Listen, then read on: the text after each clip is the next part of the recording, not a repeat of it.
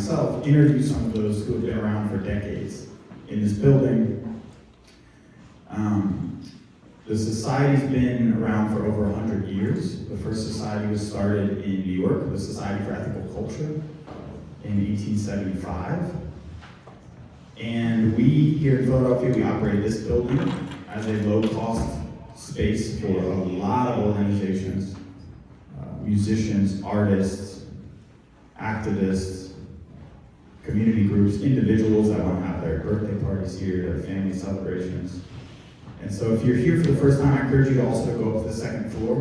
It's actually a 4-story building. There's multiple spaces. We, as the Ethical Society, are a community of learners. We're a congregation, legally. And we meet every Sunday to learn about something new, to come together, listen to some music. And I'm excited to have you all if you're new. If you want to learn more, there's the pamphlet at the back of the room. But please approach us, before heading out. The purpose of an ethical society is really to give us a shared space to come together across lines of difference, whether that be ideological difference, geographic difference, and work to improve the world. And so that's the mission of both this building and the summer camp that we operate for kids in Chester County, that's gone on for 100 years. That's the real purpose, that's the mission. So you can read all about that history in the pamphlet that's at the front of the door. Mention that. So every Sunday we have a brief moment of silence. And so I'm going to give everybody a minute. And I thought today, for the moment of silence, because the topic is how to craft an interview or how to be present, how to listen to someone and really be present in a conversation, to try to, maybe I'd invite you during this moment of silence that will last a little less than a minute, to think about someone that is a really good listener in your life. Hopefully you have at least one person. And we're going to try to channel their energy for the rest of today's platform. You don't have to think about that if you want. That's my invitation today. So I'll just go have a brief moment of silence and then I'll call us back.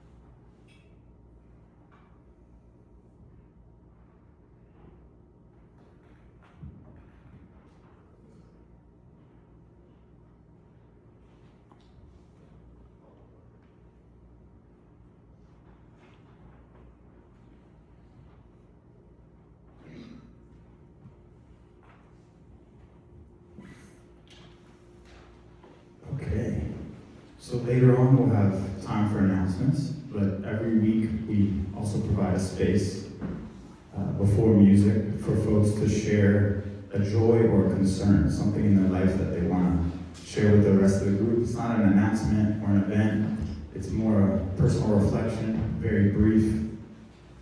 Would anyone like to share joy or concern? Drew. I just want to thank Phil and Hannah and everyone who came out to a little happy hour on Friday. That was a lot of fun, getting together outside of the Sunday. Stole mine, Drew. I had a lot of fun on Friday night. We went to Cellar Dog saw some good music and played some intense ping pong. I lost 4 times to Charlie. Joy or concern, anyone else? Akash. Thank you, Phil.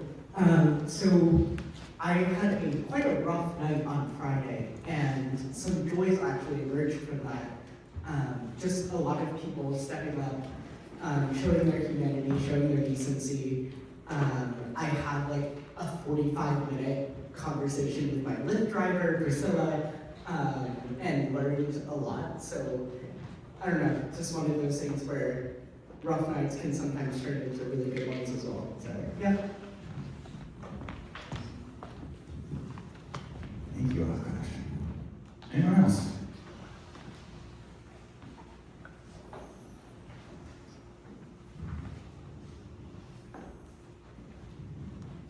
Okay. We're excited for this one.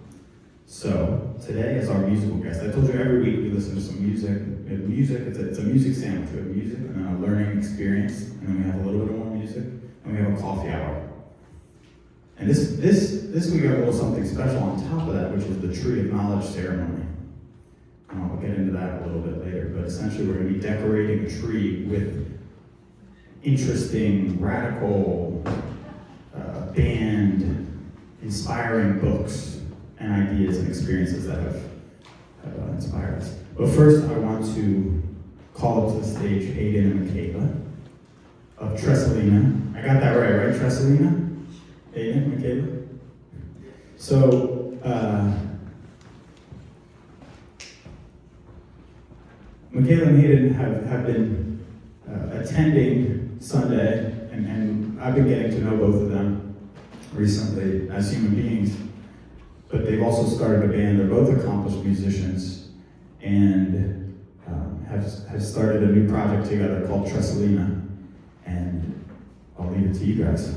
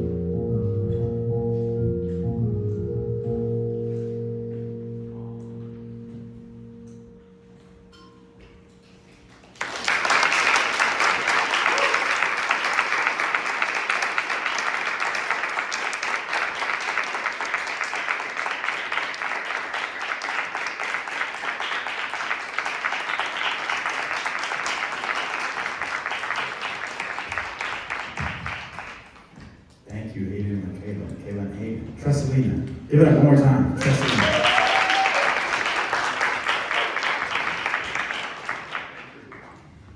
So they'll be back up at the end of the day.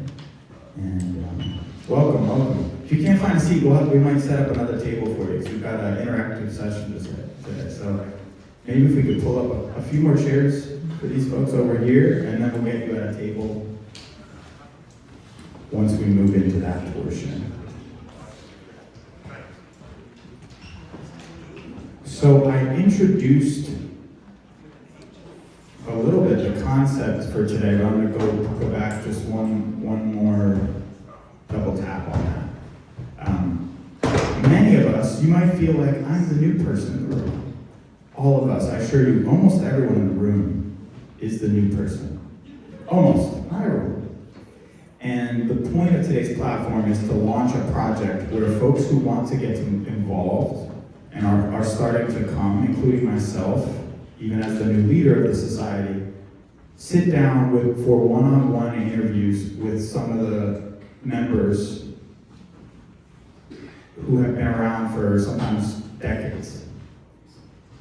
And we interview each other, vice versa. At first, I thought, oh, we'll have the younger members interview the older members, and all the older members were like, I can't interview, I want to interview some of these younger people. Like, their lives are so weird and strange to me. I want to know about these new creatures on our planet. So that's the impetus for today's project. And we are really lucky because several of the members are accomplished, very interesting human beings. And one of those very interesting human beings is Leigh Buchanan. Leigh, wave to everyone. That's Leigh. And I've been getting to know Leigh a little bit and enjoying the process of asking her, what's a good question? What is it like to be, Leigh's an accomplished journalist. And so I'll read her intro that she sent to me. Leigh Buchanan is a recovering business journalist with 40 years experience writing and editing for publications such as Inc. magazine and the Harvard Business Review. She has interviewed all kinds of people, from Ugandan refugees to Zumba instructors, to motivational speakers, to nuclear reactor engineers, to French Quarter hot dog vendors, to Richard Branson. Richard Branson sucked. Leigh achieved her greatest glory right after graduate school when she was the crossword puzzle editor at TV Guide. Okay, so give it up for Leigh Buchanan. Let's welcome her in.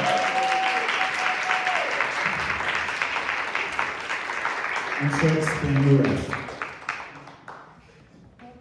You want to hold it? Then I'll set it up. Okay, thank you.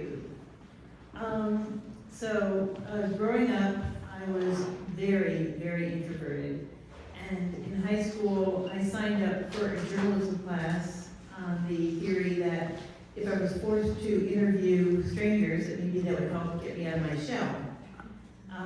My first assignment was to interview the band teacher for some reason.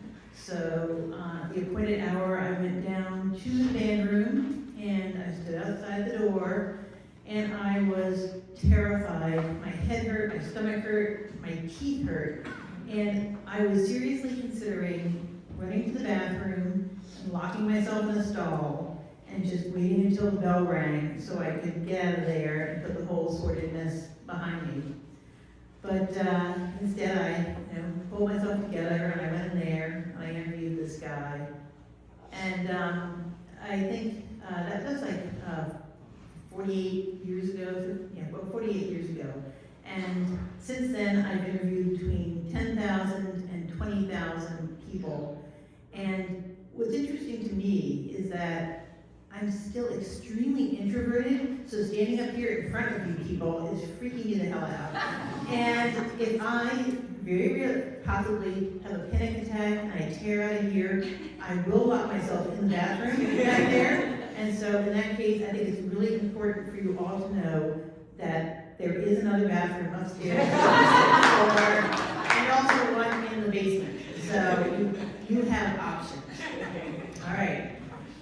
Okay, so Interviews are conversations in which one person is trying to extract information from another person. And outside the realm of journalism or media, most of the information that is being sought is either, it's very specific, it's very functional. It's things like, why do you need this loan, and what is your credit history, or are your skills and your personality a good fit for this job, or what were your movements on the night of the murder, and can anyone vouch for that? But the kinds of conversations we're going to talk about today are much more open-ended and wide-ranging.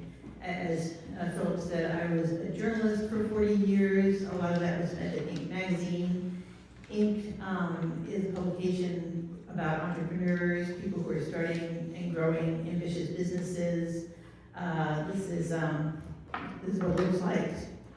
May have seen it on the newsstand. These are the founders of Life is Good. Do you know that company with the stick figures with the smiley guy?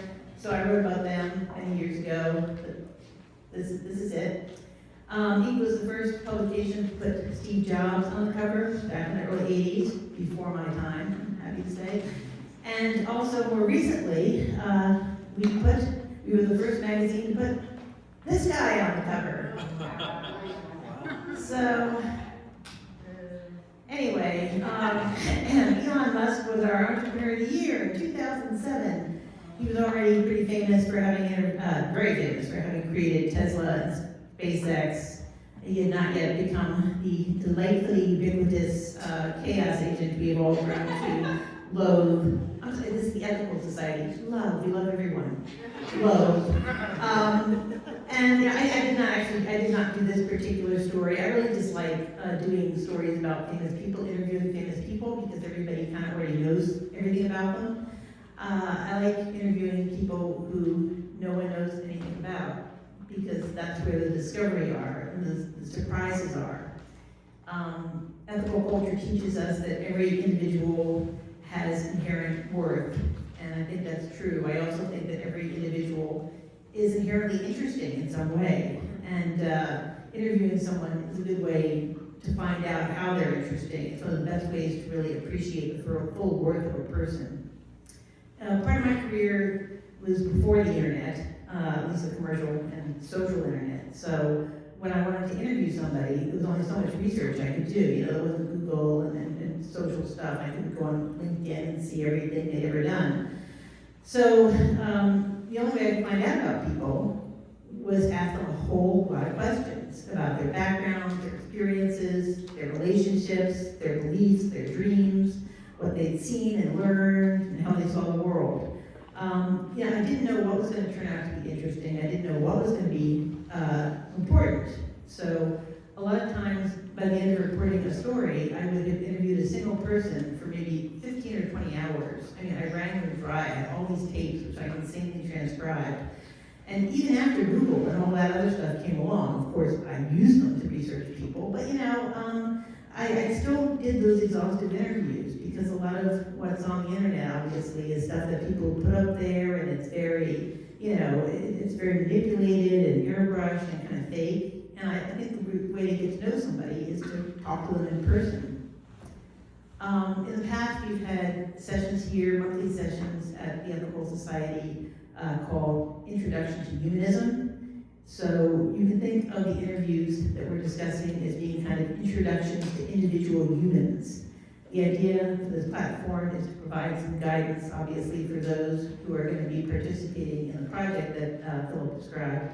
But I hope the application is broader than that, especially for people involved in ethical culture, because interviewing people can develop some of the habits valued by humanists, such as suspending ego and value judgments, listening closely, and exploring differences. Ethical culture emphasizes the importance of building strong relationships, and interviewing skills can really help you do that. Asking people questions about themselves breaks down barriers and deepens and accelerates personal connection. I had a wonderful reminder of that last week. I was at a party, and I was talking to this young woman who I'd known a little bit for about a year. And she mentioned in passing that she had for many years played classical harp, and because I was preparing for this platform, I put my interviewing hat on, and I started asking her questions, and I said, so I'm curious, because I start a lot of my questions saying, I'm curious, because that kind of signals to the person that you actually are interested in what they're going to say, and you're not just, you're not just making conversation. And I said, I'm curious. I think a lot of kids, young kids, they take piano, they take guitar, they take violin. How did you even get exposed to classical harp? And she told me this wonderful story about her family taking her to Marx Brothers movies and how much she appreciated and loved Harpo's playing. And I asked her, well, what about it was so interesting? What was so distinctive? And she explained to me why he was such a virtuoso.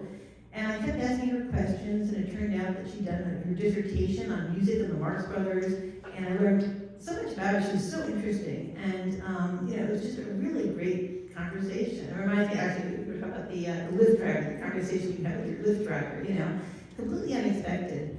And it was, I learned a lot about her, I learned about harp music, I learned about the Marx Brothers, and if I hadn't started asking questions, I would just have talked about Trump the whole time. And so I do think that there are applications here where people can use some of these interviewing skills or questioning skills when they're just out in their normal lives. So the the guidance, whatever I'm going to give you, does not reflect best practices of journalists.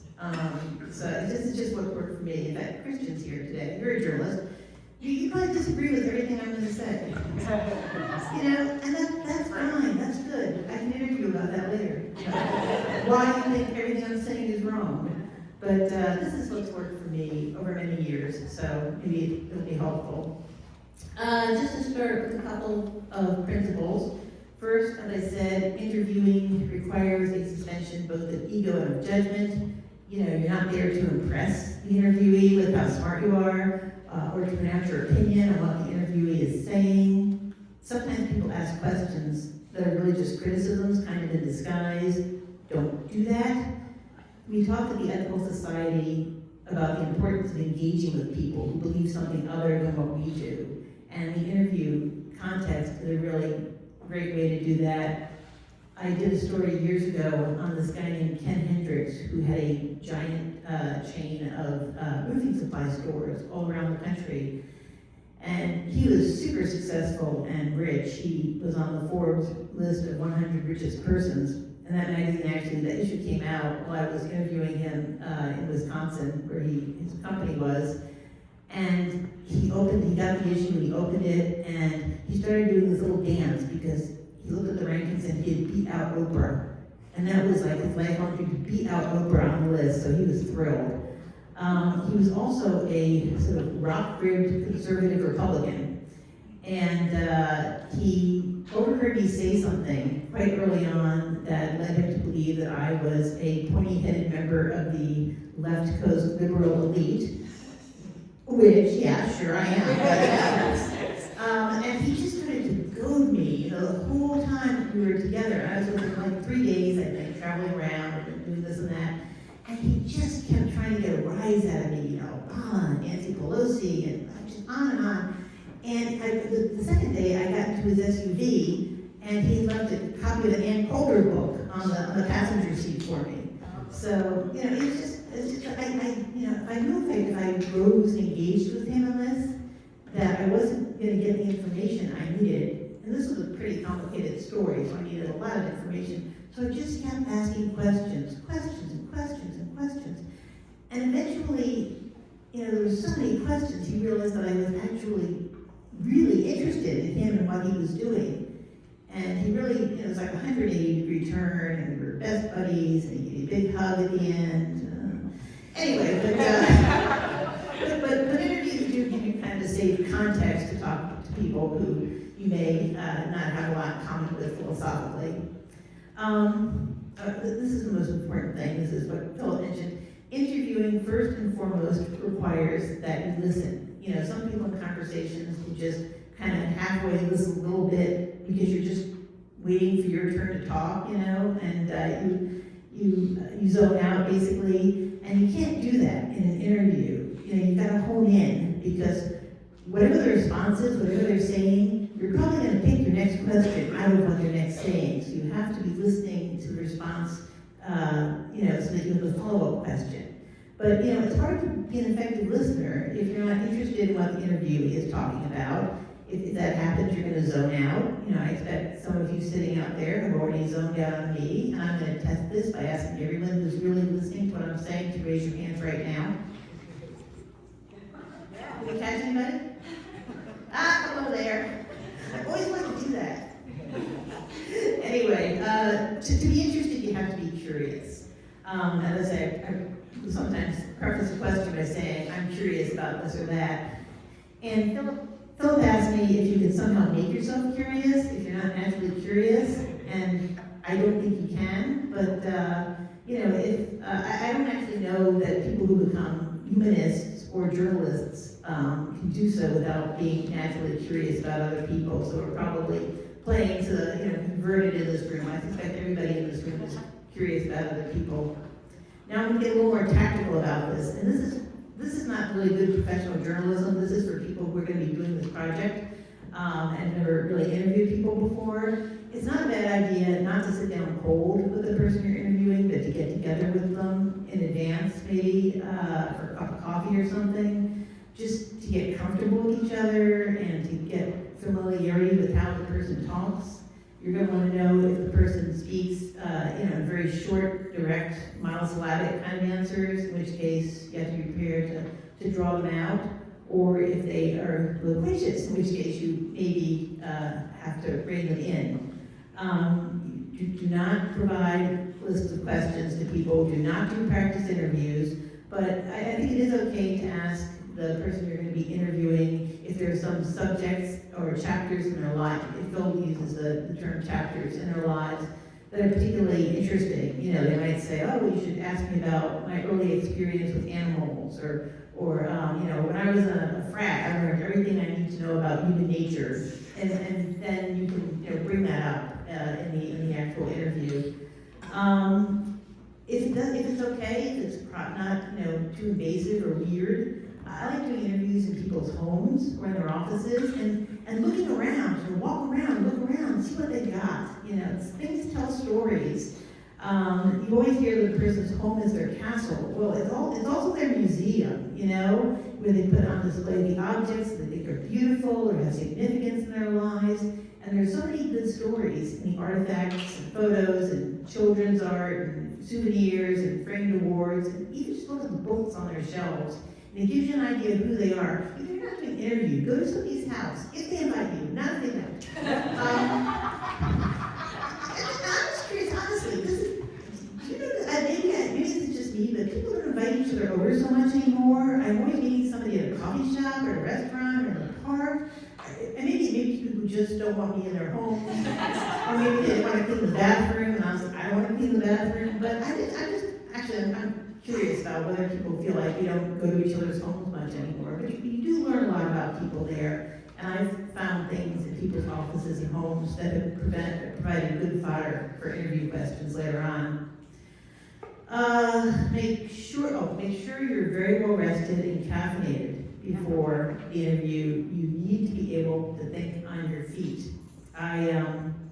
Years ago, I was doing an onstage interview at a social capitalism conference with Daniel Lubetsky, who is the founder and CEO. Do you know Kind Snacks? Kind Snacks, so fruit, nuts, and chocolate. It's a pretty big company. And Daniel is, his father, I think, is Israeli, and his mother is Mexican, and he grew up in Mexico. So English is not his first language, maybe his third language. He's completely fluent, but there are some nuances he doesn't always get.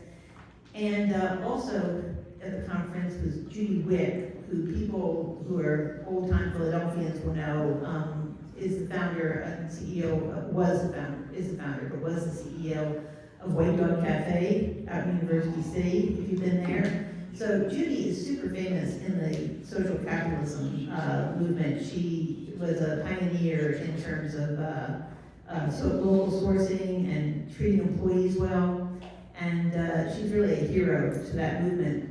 So anyway, I was sitting up on stage with Daniel, and I was interviewing him, And Daniel looks out into the audience and he says, wow, there's Judy Wick. Seeing her makes my skin crawl. And there was this horrified moment in the audience. Everybody just froze. And I had an Americano with 2 extra shots of espresso before this. So I was there, And I said, you mean she gives you goosebumps? And he was like, yes, she gives me goosebumps. And the whole audience, I got applause. It was like one of my finest moments. Was that. So again, if I had not had the coffee, I would have just been trying to cover it up. It would have been awful. Okay, first questions in interviews are often like first pancakes. You just don't want to throw them out. People are not comfortable yet, they haven't hit their rhythm. So I just try to ask a question at first that doesn't matter very much.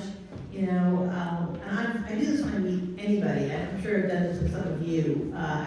First thing I ask people is about where they live. Philly neighborhoods are a great subject to sort of break the ice. But you can ask anything, how are you feeling? How was your commute? Something about the Eagles. I'm the only person in the city who doesn't care about sports, but I'm sure there's something Eagle related that would be a good subject to get talking.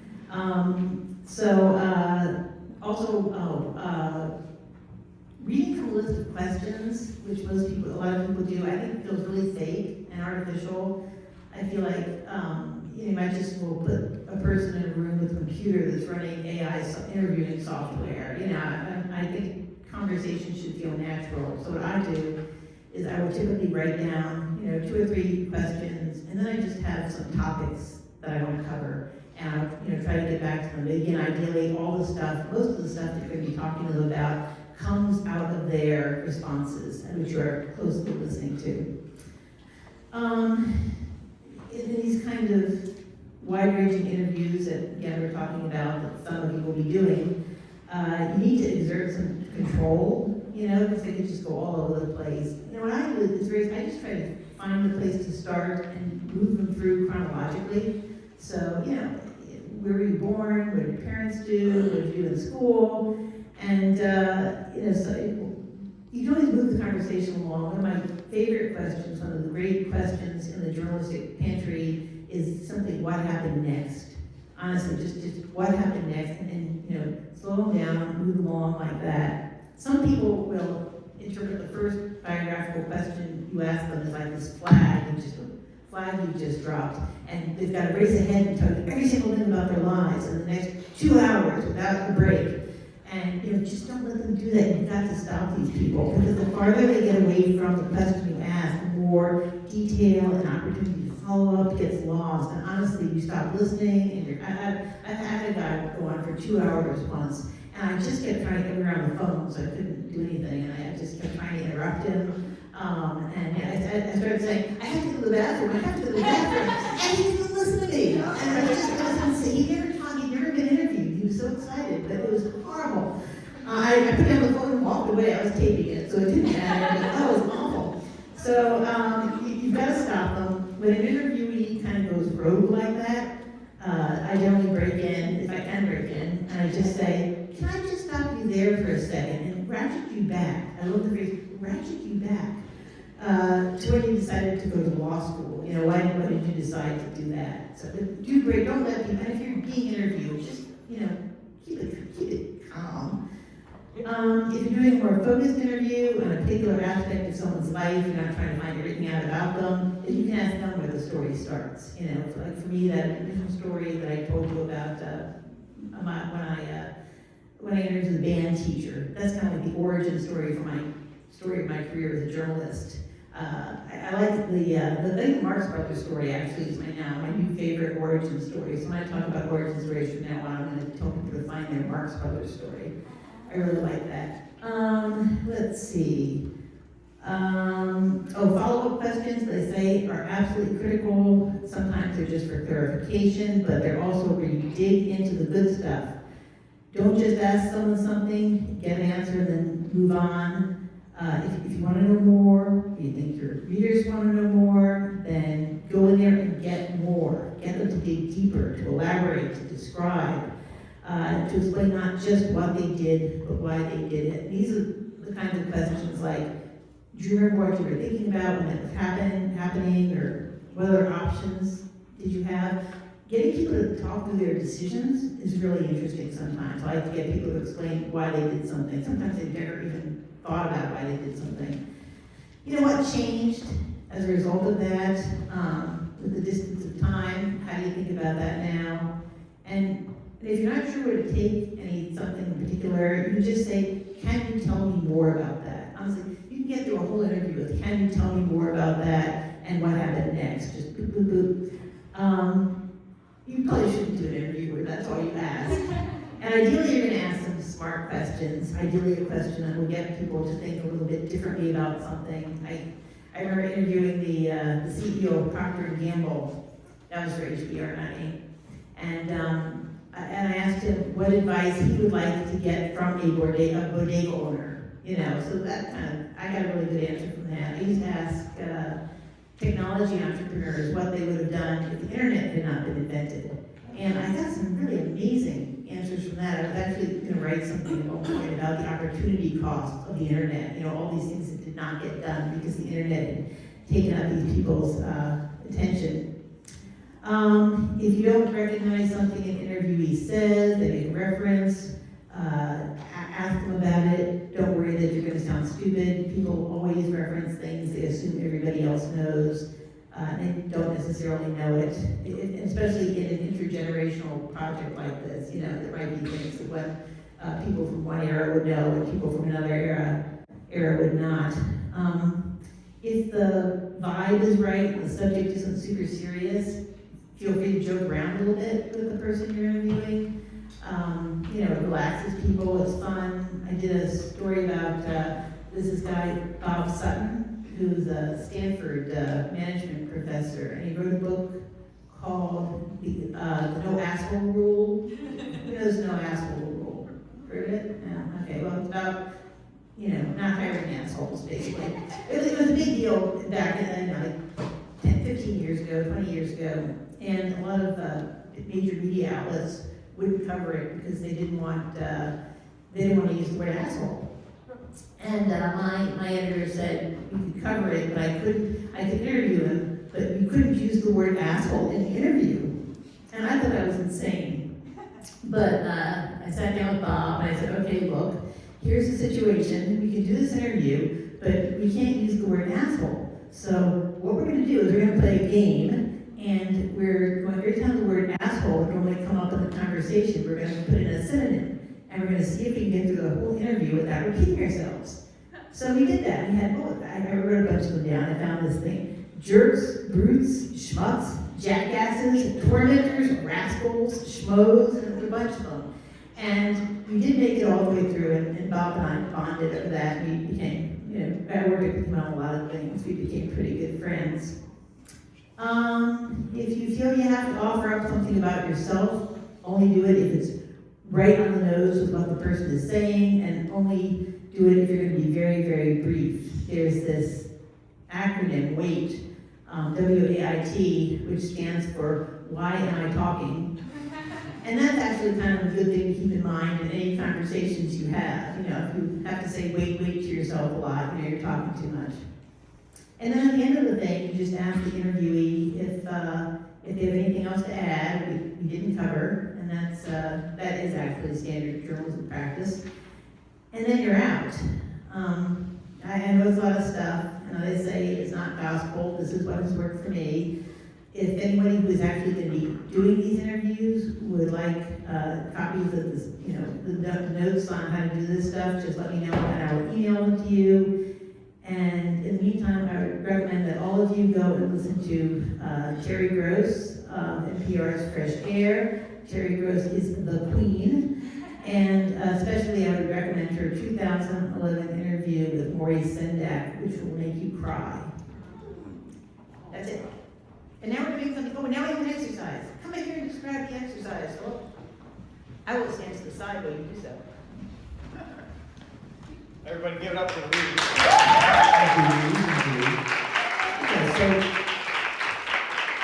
So Leigh gave us an overview of this, and now we're going to break up into pairs with people you do not know. No one saw that coming, right? So, before we move, we're going to spend about the next 20 minutes in an exercise putting some of these ideas into practice, and this is meant to be a teaser for the interview project.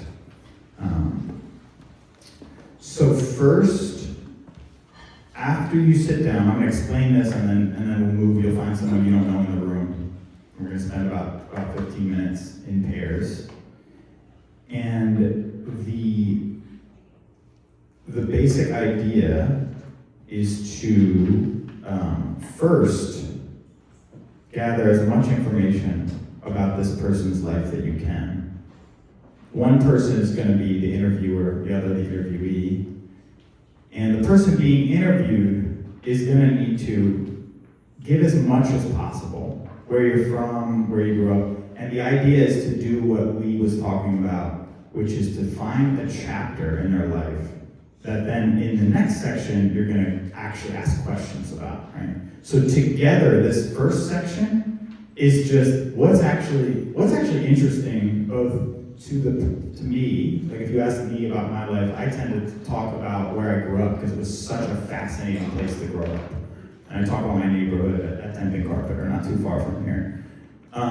You're looking for some chapter that is moving or dynamic for a person. Leigh, come on, yeah. Tell me what I got wrong. You did a little bit. Yeah, great. Okay, so there's this thing called the 36 questions, which some of you may have heard about in a lot of magazines and TV shows and stuff, but basically if people, the idea is that you build closer connections quickly by asking each other a bunch of questions. One of the questions, it's not really a question, is what is your 4-minute autobiography? So what you'll be doing first is your 4-minute autobiography. You're going to tell the other person as much as you can about your life in as much detail as possible in 4 minutes. So you're not just going to be doing one chapter, you're going to say, lead us right through everything. And then you and your partner will say, okay, well this particular piece is really interesting. This part where you were, a zookeeper, and you were taking care of the dragons or something. But and then so that's it's an autobiography of everything, so that you can pick something specific. Right.